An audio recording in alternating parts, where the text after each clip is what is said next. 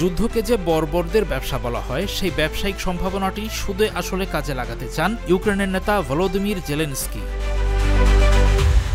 দেশটি এখন রাশিয়া থেকে নিরাপদ থাকার নামে ন্যাটো জোটের মূল নীতির ৫ নম্বর অনুচ্ছেদ অনুযায়ী গ্যারান্টি চায়। সেই অনুচ্ছেদে বলা আছে, জোটের এক বা একাধিক সদস্যের বিরুদ্ধে সশস্ত্র আক্রমণ চালানো হলে তা জোটের সব সদস্যের বিরুদ্ধে আক্রমণ হিসেবে বিবেচিত হবে। এখন এই ইস্যুতে আলোচনায় রাশিয়াকে না রাখলে দেশটি তা মানবে না। রাশিয়ার পররাষ্ট্রমন্ত্রী সের্গেই ল্যাভরভ বলেছেন, গ্যারান্টি ঐকমত্যের বিষয় হতে হবে। বিদেশি সামরিক হস্তক্ষেপের প্রস্তাবগুলো একেবারেই গ্রহণযোগ্য নয় বলে নিন্দা করেছেন তিনি। রাশিয়া সবসময় স্পষ্ট করে বলে এসেছে, তারা দেশের সীমান্তে শত্রু চায় না। ৫ নম্বর অনুচ্ছেদ অনুযায়ী গ্যারান্টি শুধুমাত্র ন্যাটো সদস্যদের বেলায় প্রযোজ্য। অর্থাৎ জেলেনস্কি ঘুরিয়ে বলছেন, ইউক্রেনকে ন্যাটোর সদস্য করতেই হবে। তার আরও চাওয়া আছে, ইউক্রেনের সশস্ত্র বাহিনীকে অর্থায়নের প্রতিশ্রুতি চান তিনি। পাশাপাশি স্থল সহায়তা, আকাশ প্রতিরক্ষা এবং সাগরের নিরাপত্তার জন্য কোন রাষ্ট্রগুলো দায়িত্ব নেবে তা নির্দিষ্ট করে দেওয়ার প্রস্তাবও করেছিলেন জেলেনস্কি। চালাকিটি বুঝতে পেরেই সম্ভবত নিরাপদ দূরত্বে সরে গেছেন ট্রাম্প। তিনি বলে দিয়েছেন, ইউক্রেনকে গুরুত্বপূর্ণ নিরাপত্তা গ্যারান্টি দেওয়ার আসল দায় ইউরোপকেই নিতে হবে।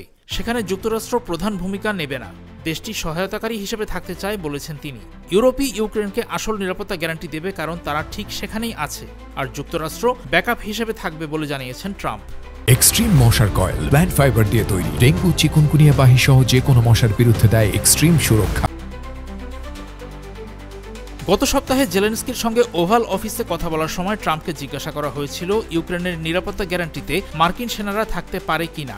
ইউরোপের পিঠ চাপড়ানি পেয়ে জেলেনস্কিও ইউক্রেনের জন্য নিরাপত্তা গ্যারান্টির নতুন বিবরণ তৈরি করতে বসে গেছেন। ন্যাটোর মহাসচিব মার্ক রুট ইউক্রেনের সামরিক ক্ষমতা বাড়ানো এবং ইউরোপ ও যুক্তরাষ্ট্রের কাছ থেকে বাধ্যতামূলক গ্যারান্টির আহ্বান জানিয়েছিলেন। কিছু দেশ শান্তিরক্ষী পাঠানোর কথাও জানিয়েছে, কিন্তু স্থলবাহিনী মোতায়েনের বিষয়টি প্রত্যাখ্যান করেছে যুক্তরাষ্ট্র। ফক্স অ্যান্ড ফ্রেন্ডসকে ট্রাম্প জানিয়েছেন, মার্কিন নেতৃত্বাধীন সামরিক ব্লকের কাছে ক্রিমিয়া উপদ্বীপ দখলে সাহায্য চেয়েছে ইউক্রেন। জেলেনস্কির সঙ্গে আলোচনার পর ট্রাম্প সাফ জানিয়েছিলেন, ক্রিমিয়াকে ইউক্রেনের সঙ্গে জুড়ে দেওয়া এবং দেশটির ন্যাটোতে যোগদান দুটোই অসম্ভব।